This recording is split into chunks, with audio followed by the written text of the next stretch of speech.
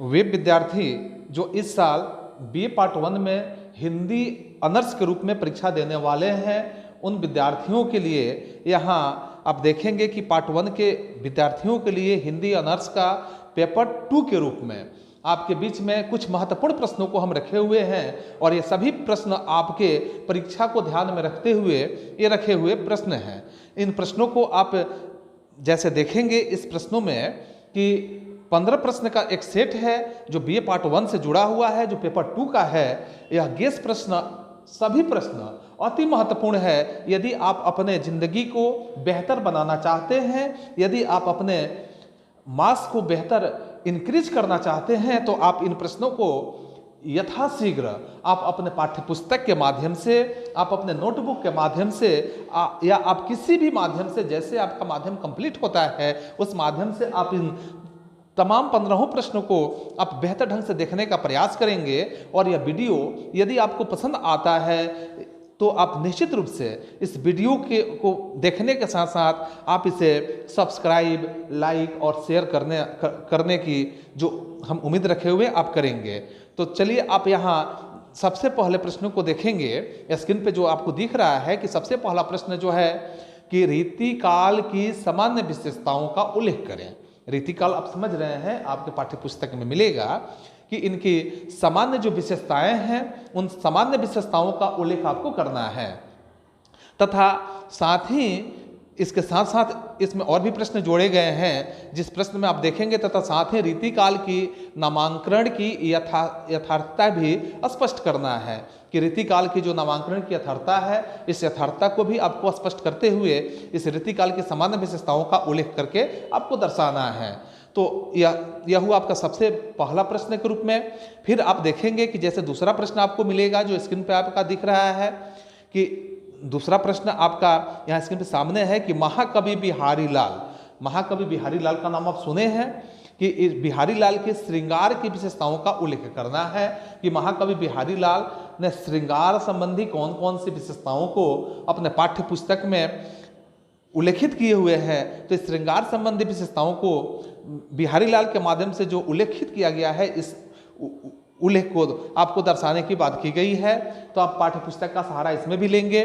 फिर आपका तीसरा प्रश्न जो मिलेगा, यहाँ तीसरा प्रश्न में जैसे आपके स्क्रीन पर तीसरा प्रश्न जो दिख रहा है, इस प्रश्न में आप देखेंगे कि रीति मुक्त धारा के कवि, रीति मुक्त जो धारा है, इस रीति मुक्त धारा के कवि के रूप में घनानंद का परिचय आपको दर्शाना है कि घनानंद का परिचय किस प्रकार से है, घनानंद ने रीति मुक्त धारा के रूप में किस तरह अपने योगदान को दिया, किस तरह की कविताओं को इन्होंने लेखनी किया, जिस लेखनी के माध्यम से इन्होंने रीति मुक्त धारा के कवि के रूप में जाने गए, या रीति मुक्त धारा के कवि के रूप में इनकी अपनी एक अलग पहचान कैसे बन गई।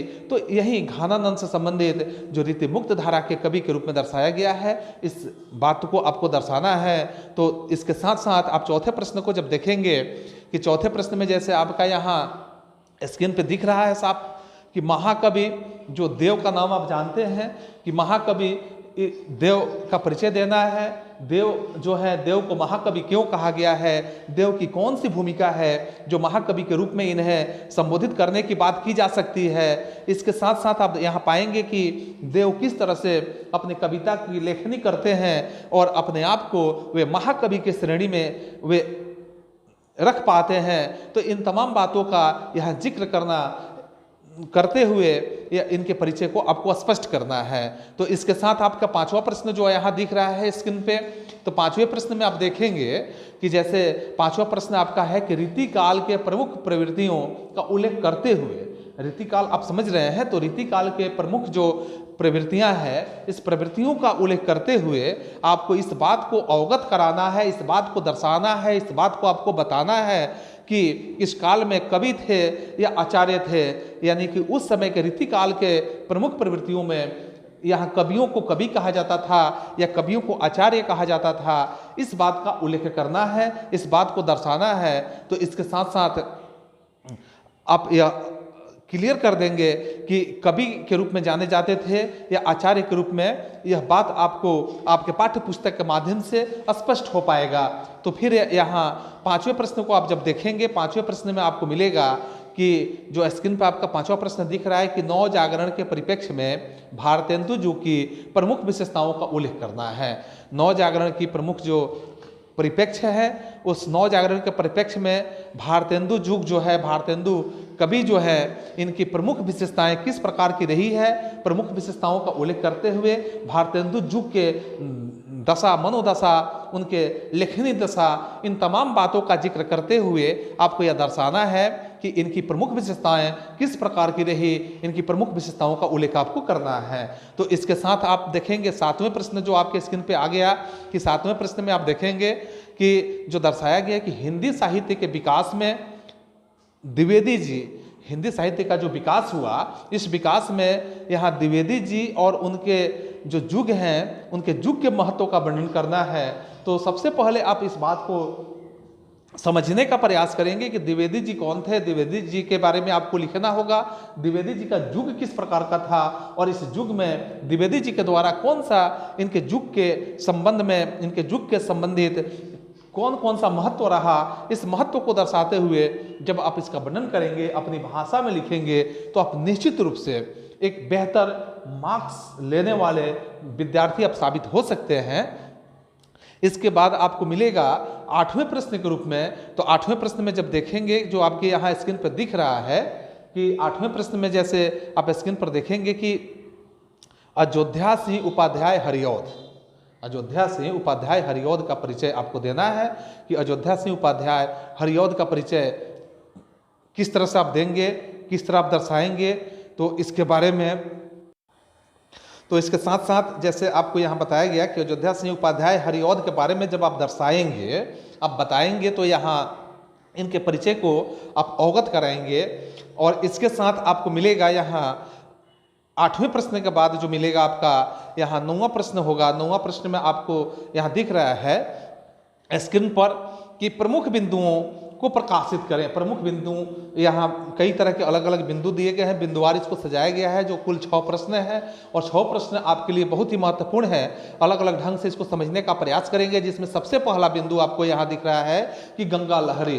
तो गंगा लहरी के बारे में आप दर्शाएंगे। गंगा लहरी जो आपके पाठ्य पुस्तक के पाठ हैं, इस पाठ के माध्यम से आप बताएंगे।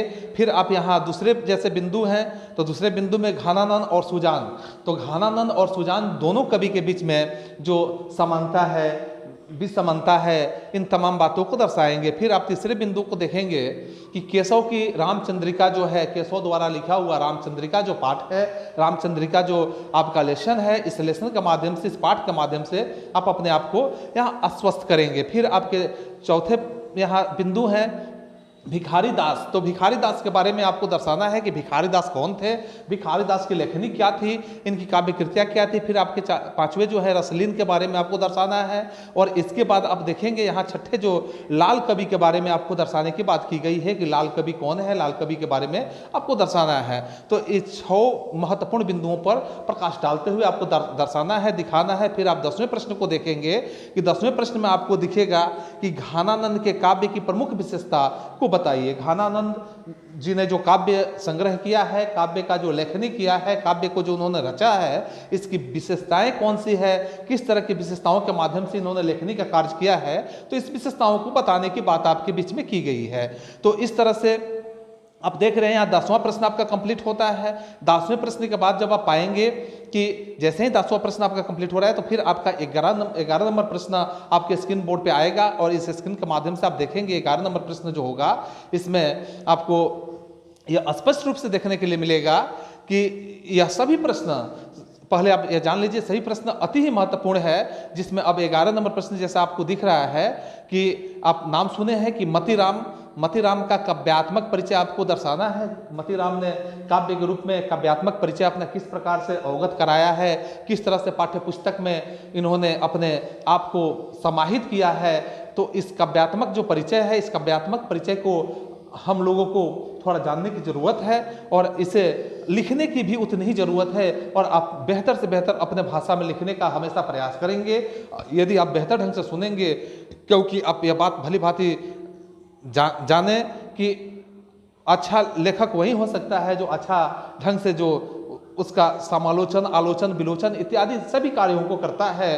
तो इस तरह से 11 नंबर प्रश्न आपका यहाँ कंप्लीट होता है। फिर आपका 12 नंबर जो स्क्रीन पर दिख रहा है, यह 12 नंबर प्रश्न है कि इसमें जैसे दर्शाया गया है कि भूषण का काव्यात्मक परिचय देना है। तो भूषण के द्वारा काव्यात्मक जो परिचय है, इस काव्यात्मक परिचय को आप कैसे दर्शाएंगे। तो भूषण ने किस तरह के काव्यों का संग्रह किया है, किस तरह काव्यों को लिखने का काम किया है, तो इसी काव्यात्मक परिचय को आपको दर्शाना है कि इनके द्वारा जो काव्य संग्रहित किए गए हैं, काव्य को जो रचना किया गया है, इस काव्यात्मक परिचय को आपको दर्शाने की बात की गई है कि कैसे आप इनके काव्यों का जो संग्रह है, इस संग्रह को आप कैसे अपने आप से दर्शा सकते हैं। तो इस तरह आपका यहाँ 12 नंबर जो प्रश्न है, इस 12 नंबर प्रश्न के बाद आपको अगला प्रश्न जो मिलेगा यह 13 नंबर प्रश्न होगा। इस 13 नंबर प्रश्न में आप पाएंगे जो आपके स्क्रीन पर यहाँ 13 नंबर प्रश्न के रूप में दिखेगा कि जैसे आप देख रहे हैं यहाँ 13 नंबर प्रश्न है कि स्क्रीन पे सामने है कि मैथिली शरण गुप्त का परिचय देना है। तो मैथिली शरण गुप्त के बारे में आप जान रहे हैं कि मैथिली शरण गुप्त परिचय का मतलब आप इस तरह से निश्चित रूप से लिखेंगे कि सबसे पहले उनकी जीवनी जो है, इसके बाद उनकी लेखनी जो है, और जीवनी के साथ साथ आप इनकी लेखनी, जीवनी, इनके जो हर तरह के संग्रह है आपके पाठ में ही, जो पाठ के माध्यम से या मैथिली शरण गुप्त की हर एक तरह की बातों को आपको पाठ में दर्शाया गया है। तो इस पाठ के माध्यम से यदि आप बेहतर ढंग से उसको थोड़ा सा एक बार देखें तो मैं उम्मीद करता हूं कि आप बेहतर लिख भी सकते हैं, क्योंकि आपको बहुत ज़्यादा पढ़ने की जरूरत नहीं है। जहां तक मुझे उम्मीद है कि मेरे द्वारा दिए गए प्रश्नों को यदि आप बेहतर ढंग से देख लेते हैं तो आप बेहतर ही मार्क्स को हासिल कर सकते हैं। तो अगला प्रश्न आपका यहाँ स्क्रीन पर जो दिख रहा है 14 नंबर प्रश्न है कि यशोधरा, यशोधरा में वर्णित जो नारी वेदना है, यशोधरा के द्वारा जो नारी वेदना का वर्णन किया गया है, नारी वेदना तो समझ रहे हैं, नारियों के प्रति वेदना जो है, इसका चित्रण अपने शब्दों में करना है। आप ऐसे भी समाज में देख रहे हैं कि अभी भी समाज में कई तरह के नारी वेदना से संबंधित बातों को आपके बीच में देखने के लिए मिलता है। कई तरह के नारी वेदना संबंधी कहानियां, कथा इस तरह की आपको सुनने के लिए, पढ़ने के लिए मिलता है। तो यह यशोधरा में वर्णित जो नारी वेदना है, इसको अपने शब्दों में आपको चित्रित करना है, अपने शब्दों में इसको दर्शाना है। इसके बाद आपका अंतिम प्रश्न जो है, इस अंतिम प्रश्न में देखेंगे कि अंतिम प्रश्न में जैसे दर्शाया गया है कि गौतम बुद्ध का चरित्र चित्रण करना है, या थोड़ा कुछ आपके पाठ से विशेष रूप से लिया गया है। तो इस गौतम बुद्ध का जो चरित्र चित्रण है, इस चरित्र चित्रण को आप किस तरह से यहाँ दर्शाएंगे, कैसे चरित्र चित्रण करेंगे, या 15 नंबर प्रश्न आपके यह भी महत्वपूर्ण ही है। और इस तरह से आपके कुल प्रश्न कंप्लीट होते हैं 15 प्रश्न। हमें उम्मीद है कि इस 15 प्रश्न को यदि आप बेहतर ढंग से देख लेते हैं तो आपको परीक्षा में बेहतर अंक लाने में किसी भी प्रकार की बाधाएं रोक नहीं सकती है। किसी भी प्रकार की बाधाओं से आप सामना करके आप आगे निकल सकते हैं। यदि वीडियो आपको पसंद आया तो आप सभी को एक बार पुनः thanks for watching this video. That's all.